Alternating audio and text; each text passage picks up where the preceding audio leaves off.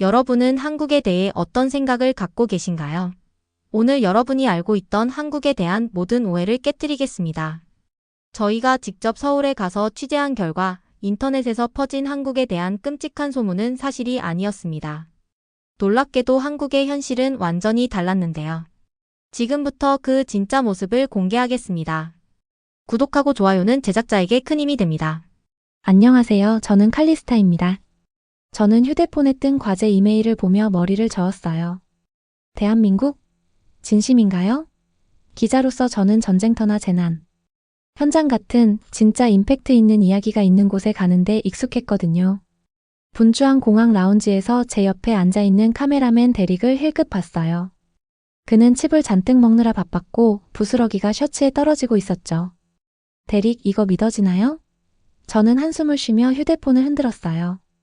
우리 서울로 가서 중국인 관광객 차별 사건을 취재하러 간대요. 데릭은 칩을 씹으며 어깨를 으쓱했어요. 글쎄요, 이거 특별한 뉴스 같진 않은데요. 그는 흥미 없다는 듯 중얼거렸어요. 다음은 뭐죠? 서비스 불량 조사라도요? 저와 같은 생각이었어요. 그런데 명령은 명령이니까요. 사장님께서 단호하게 말씀하셨어요. 칼리스타, 이 이야기는 중요해. 믿어봐. 하지만 저는 설득되지 않았어요. 솔직히 말해서 대한민국 하면 저는 화려한 도시의 불빛, 컬러풀한 의상을 입고 춤추는 K-팝 그룹 첨단 기기가 즐비한 상점들을 상상했거든요. 긴급 뉴스라는 느낌은 전혀 안 들었어요. 그래도 저는 서울행 비행기를 기다리고 있었어요. 데릭은 이미 소셜미디어 피드를 스크롤하며 웃긴 영상을 보고 있었고요. 저는 반쯤 작성된 질문들이 가득한 노트북을 뒤적이며 과연 이 관광객들이 어떤 차별을 겪고 있는 걸까? 우린 시간 낭비하는 건 아닐까?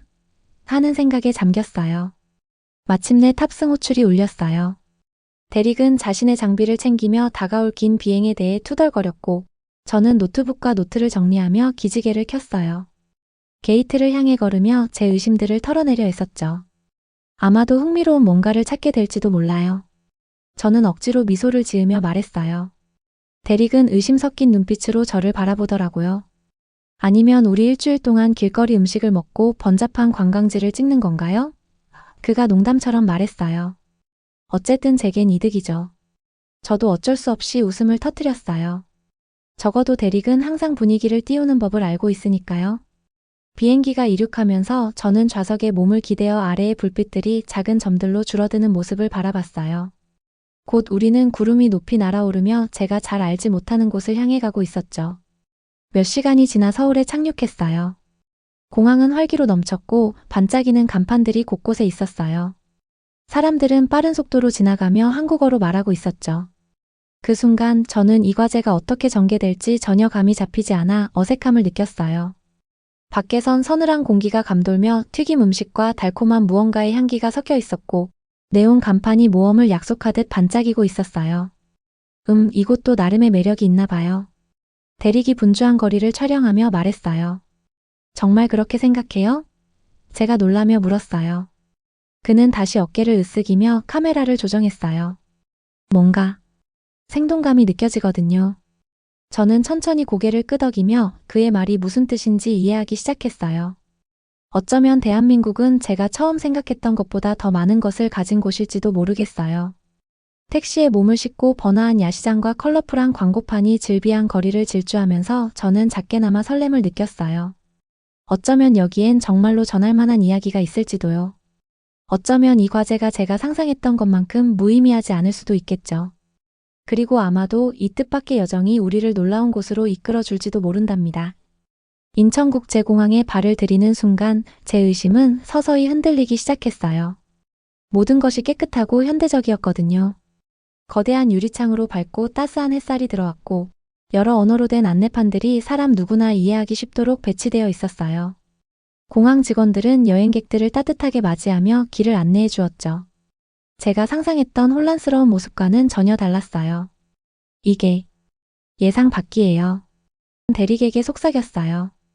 그는 질서 정연하게 줄을 선 승객들을 촬영하느라 바빴죠. 그는 눈을 크게 뜨며 고개를 끄덕였어요. 맞아요. 여기 정말 깔끔하네요. 저는 너무 경계를 풀지 않으려고 애썼어요. 어쨌든 첫인상은 때로 오해를 불러일으킬 수 있으니까요. 우리는 재빨리 짐을 챙기고 논란의 영상에 나온 식당을 방문하기 위해 도심으로 나섰어요. 그곳은 중국인 관광객을 나쁘게 대한다는 소문이 돌던 곳이었고 그것이 우리의 출발점이었죠. 택시는 서울의 번잡한 거리를 쭉 달렸어요. 높은 빌딩들이 불빛으로 반짝이고 컬러풀한 광고판들이 화장품, 음식, 음악 그룹의 광고를 띄우고 있었어요. 사람들이 인도에 모여 웃고 떠들며 급하게 움직이고 있었고 저는 창밖을 바라보며 그 에너지에 매료되었어요. 조금 후 우리는 식당에 도착했어요. 밝게 불이 켜져 있고 사람들의 수다와 웃음소리로 가득했어요. 대릭은 즉시 촬영을 시작하며 식사 중인 단체 손님들의 즐거운 모습을 담았죠. 저는 테이블들을 훑으며 수많은 중국인 관광객들이 편안하게 웃고 떠드는 모습을 목격했어요. 한 웨이트리스가 따뜻한 미소로 다가와 영어로 된 메뉴를 건네며 어서 오세요.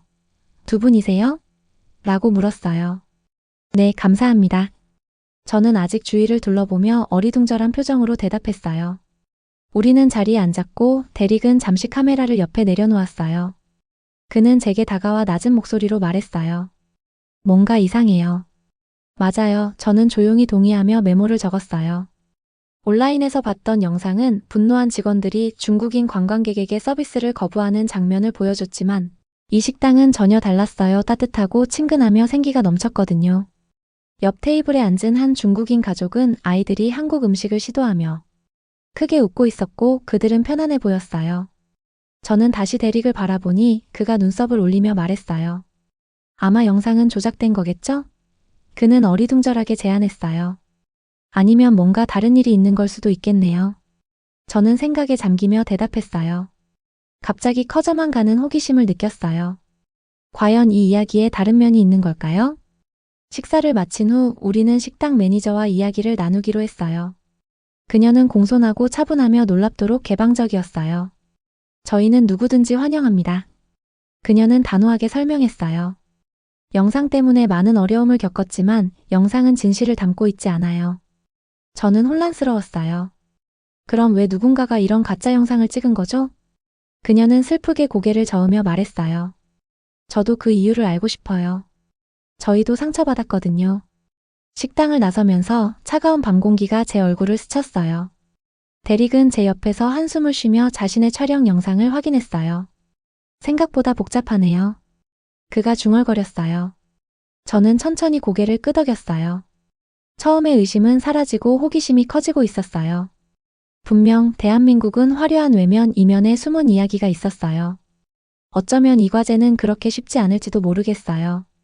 하지만 대릭과 함께 서울의 밝고 활기찬 거리를 걸으며 제 설렘은 점점 커졌답니다. 진짜 상황을 파악하기 위해 대릭과 저는 서울의 생기 넘치는 동네들을 탐방하기 시작했어요. 먼저 명동, 그 다음 강남, 그리고 마지막으로 아름다운 경복궁까지요. 각 지역에서 저희는 중국어 만다린을 사용해보며 누군가가 우리를 다르게 대하는지 확인해 보았어요. 그런데 가는 곳마다 사람들은 오히려 더 다정해졌어요. 가게 주인들은 따뜻하게 웃으며 언어가 서툴러도 인내심 있게 도와줬죠. 저만 그런 건가요? 아니면 여기 모든 분들이 정말 다정한 건가요? 대릭이 상점 주인과 즐겁게 대화하는 관광객 무리를 촬영하며 속삭였어요. 저는 혼란스럽지만 호기심 어린 마음으로 고개를 저었어요. 아니에요. 정말 다들 진심으로 친절해요. 영상과는 전혀 맞지 않아요. 홍대에 도착할 즈음 젊은 감성의 카페와 분위기로 유명한 그 동네에서 저는 더 혼란스러워졌어요. 잠깐 쉬려고 작은 카페에 들러 촬영한 영상을 확인하려 했죠. 대릭은 밖에서 촬영을 계속하는 동안 저는 테이블에 앉아 커피를 홀짝이며 노트를 뒤적였어요. 머릿속은 영상 속 진실을 찾으려 애쓰느라 복잡했어요. 그러다 제가 우리가 떠날 때 지갑을 놓고 왔다는 사실을 깨달았어요. 불과 20분 후 몇 블록 떨어진 곳에서야 지갑이 없어진 걸 확인했어요. 어머 이런. 저는 놀라며 당황했어요. 제 지갑엔 돈, 신분증, 중요한 서류가 다 들어 있었거든요. 대릭, 제 지갑 카페에 놓고 왔어요. 빨리 가요. 대릭이 서둘러 카메라를 정리하며 말했어요. 우리는 분주한 거리를 달려 카페로 돌아갔어요. 가슴이 두근거리고 혹시라도 이미 누군가 가져갔을까봐 불안했어요. 카페에 다시 들어서자 앞서 저를 응대했던 바로 그 바리스타가 미소를 지으며 고개를 들었어요. 여기 잊으셨네요. 그녀는 부드럽게 말하며 카운터 밑에서 제 지갑을 들어주었어요. 저는 말문이 막혔지만 곧 정말 감사합니다. 라고 떨리는 목소리로 말했어요. 이 지갑이 얼마나 중요한지 아시겠어요? 바리스타는 다시 따뜻한 미소를 지으며 살며시 제 감사를 받아줬어요. 괜찮아요. 꼭 돌아오실 줄 알았어요. 데릭과 함께 식당을 나서면서 저는 모든 선입견이 완전히 무너지는 걸 느꼈어요. 이 과제에 대해, 이 나라에 대해 제가 가졌던 모든 생각이 잘못되었다는 걸 깨달았죠. 데릭은 제 어깨를 살짝 잡으며 제 감정을 이해하는 듯 부드럽게 말했어요. 우리가 이곳을 너무 과소평가했던 것 같아요. 저는 고개를 끄덕이며 주위를 둘러봤어요. 활기차고 따뜻한 거리 풍경 속에서 제 심장은 걱정보다는 설렘으로 뛰고 있었어요. 저는 중요한 사실을 깨달았어요. 진짜 이야기는 우리가 기대했던 것과는 전혀 다르다는 것을요. 카페에서의 뜻밖의 경험 후 저는 진실을 밝혀내겠다는 결심이 더욱 단단해졌어요. 처음 우리를 서울로 이끈 혼란스러운 영상. 중국인 관광객 차별을 주장한 그 영상이 계속 머릿속을 떠나지 않았거든요. 그 영상은 도대체 어디서 나온 걸까요? 진짜일까요? 그날 저녁 데릭과 저는 작은 호텔 방에서 촬영한 영상과 메모들을 검토했어요. 밖에서는 밝은 불빛들이 도시를 물들였고 거리에서는 웃음소리가 메아리 쳤지만 방 안에서는 저희가 하나씩 퍼즐 조각을 맞추듯 조용히 일했어요. 이거 보세요. 데릭이 갑자기 노트북을 제 쪽으로 돌리며 말했어요. 화면에는 처음 문제의 영상이 떴어요. 중국인 관광객을 차별했다는 내용을 담은 영상이었죠. 뭔가 이상해요. 영상이 편집된 것 같아요. 저는 화면에 더 가까이 다가가며 자세히 살펴봤어요. 데릭 말이 맞았어요. 영상의 장면들이 어색하게 건너뛰고 있었고 마치 누군가 일부를 빼고 더 나쁘게 보이도록 했던 것 같았어요. 제 심장은 중요한 무언가를 발견했다는 기대감으로 두근거렸어요. 우리가 그 식당 사람들과 다시 얘기해봐야 해요. 제가 단호하게 말했어요. 데릭은 빠르게 장비를 챙기며 고개를 끄덕였어요. 내일 아침 제일 먼저요. 다음 날 아침 우리는 다시 그 식당으로 갔어요. 분위기는 전과 달라 보였어요. 매니저 김 씨가 친근한 미소로 우리를 맞이했지만 눈빛엔 걱정이 가득했어요. 저희는 촬영한 내용에 대해 설명했고 그의 표정은 점점 진지해졌어요. 보안 영상을 보여드릴게요. 그는 바로 제안했어요. 모든 게 확실히 찍혀 있어요. 작은 사무실에서 데릭과 저는 영상을 주의 깊게 봤어요. 편집되지 않은 원본 영상에서는 중국인, 가족을 포함한 다양한 국적의 관광객들이 친절하게 대접받는 모습이 나왔어요. 차별도 분노도 없이 모두가 평범하고 따뜻한 서비스를 받았죠. 누가 이런 짓을 했을까요? 저는 충격을 받으며 물었어요. 김 씨는 슬프게 고개를 저으며 말했어요. 아마 관심을 끌기 위해서 했을 거예요. 하지만 저희는 큰 상처를 받았어요. 저희는 항상 모두를 환영하니까요. 감정이 북받쳐 저는 김 씨에게 카메라 앞에서 자신의 이야기를 해달라고 부탁했어요. 그는 망설임 없이 동의했어요. 데릭이 재빨리 촬영 장비를 세팅했고 저는 첫 질문을 던졌어요. 김 선생님, 귀하의 식당에 대해 사람들이 꼭 알아줬으면 하는 점은 무엇인가요? 그의 목소리는 약간 떨렸지만 눈빛은 단호했어요. 저희는 정성 어린 환대를 자랑합니다. 출신에 상관없이 모두를 환영해요. 그의 이야기를 들으며 저는 큰 책임감을 느꼈어요. 이번 이야기는 단순히 왜곡된 영상에 관한 게 아니라 허위 정보로 인해 진짜 사람들이 상처받은 이야기였어요. 그날 밤 데릭과 함께 서울의 빛나는 거리를 걸으며 저는 무언가 중요한 것이 제 안에서 바뀌는 걸 느꼈어요. 우리는 진실을 분명하고 크게 전해야 한다는 걸 알았어요. 단순히 좋은 이야기를 전하는 것으로는 부족했어요. 진짜 이야기를 전해야만 했죠. 데릭이 살며시 제 어깨를 건드리며 제 생각을 헤아렸어요. 이게 바로 우리가 하는 일이 아닐까요? 저는 단호하게 고개를 끄덕이며 주변의 활기찬 도시를 바라봤어요. 맞아요. 이게 우리가 기자가 된 이유예요. 진실을 밝히고 사람들이 올바르게 볼 수 있도록 돕는 것. 이제 모든 걸 바로잡을 시간이에요. CNN 스튜디오로 돌아온 후 저는 밝은 조명과 분주한 카메라 앞에 서서 생방송을 준비하며 떨렸어요. 제 심장은 두려움이 아니라 막중한 책임감으로 빠르게 뛰었어요. 뒤쪽 대형 스크린에는 우리가 대한민국에서 찍은 여행 사진들이 비추어지고 있었어요. 웃음 짓는 얼굴들, 분주한 시장, 그리고 활기찬 도시의 모습들이었죠. 편집장이 걱정 섞인 얼굴로 다가왔어요. 칼리스타, 이거 정말 괜찮은 건가요? 반발이 있을 수도 있어요. 저는 깊게 숨을 들이쉬며 그의 눈을 똑바로 바라봤어요. 알고 있습니다. 하지만 우리의 임무는 진실을 전하는 거잖아요? 그는 잠시 머뭇거리다 고개를 끄덕였어요. 좋아요. 시작합시다. 스크린에는 5, 4, 3, 2, 1. 숫자가 카운트다운 되고 갑자기 빨간 안에어 불빛이 켜졌어요. 방송 시간이 다 된 거예요. 안녕하세요. 저는 맑고 단호한 목소리로 말했어요. 최근 온라인에 중국인 관광객에 대한 차별을 주장하는 영상이 퍼졌습니다. 저희는 직접 서울로 가서 이 주장을 조사했습니다. 뒤편에는 카페에서 지갑을 돌려받은 따뜻한 바리스타, 모두를 따뜻하게 맞이한 매니저 김 씨, 그리고 주저함 없이 도와준 수많은 현지인들의 모습이 흘러나왔어요. 온라인에 널리 퍼진 이야기와는 달리 저는 계속했어요. 저희는 중국인 관광객에 대한 차별의 증거를 찾지 못했습니다. 오히려 저희가 간 곳마다 친절과 존중, 진심 어린 환대를 발견했습니다. 화면은 김 씨와의 인터뷰로 바뀌었어요. 그의 말씀이 스튜디오에 울려 퍼졌어요. 저희는 출신에 상관없이 모두를 환영합니다. 저는 잠시 멈추며 시청자들이 그 장면을 충분히 음미할 시간을 줬어요. 저희 조사 결과 원래 영상은 의도적으로 편집되어 잘못된 인상을 주기 위한 것이었습니다. 이 허위 정보는 많은 사람들에게 불필요한 고통과 오해를 안겨주었어요. 카메라 렌즈를 똑바로 바라보며 전 세계 시청자들이 제 메시지를 분명히 듣길 바랐어요. 저희의 조사는 허위 정보가 얼마나 쉽게 퍼져나가며 평판과 관계를 해칠 수 있는지를 보여줍니다. 하지만 동시에 진실과 친절이 오해와 편견보다 훨씬 강하다는 것도 알게 되었습니다. 방송이 끝나자 스튜디오는 잠시 정적에 휩싸였고 곧 한 사람 그리고 또 한 사람의 박수갈채가 이어지더니 스튜디오 전체가 따뜻한 박수로 가득 찼어요. 편집장이 다가와 미소 지으며 말했어요. 칼리스타 잘하셨어요. 자랑스럽습니다. 저는 눈물이 글썽이는 것을 느꼈어요. 대릭이 제 어깨를 살짝 쥐며 다가왔어요. 우리가 변화를 만들었네요. 그가 조용히 말했어요. 저는 깊은 감사를 느끼며 고개를 끄덕였어요. 기자로서 우리의 가장 중요한 임무는 의미 있는 이야기를 전하고 사람들이 서로를 더 잘 이해할 수 있도록 돕는 것이니까요. 이번엔 정말 해냈어요. 스튜디오를 나서며 저는 마음이 한결 가벼워진 걸 느꼈어요. 도시의 불빛들이 제 주위를 환하게 비추며 제가 서울 거리를 걸었던 그 여정을 다시 떠올리게 했어요. 처음에는 과소평가했지만 이제는 깊은 존경을 보내게 된 곳이었으니까요. 우리는 진실을 분명하고 용감하며 정직하게 전했습니다. 그 덕분에 세상은 조금 더 맑아진 것 같아요.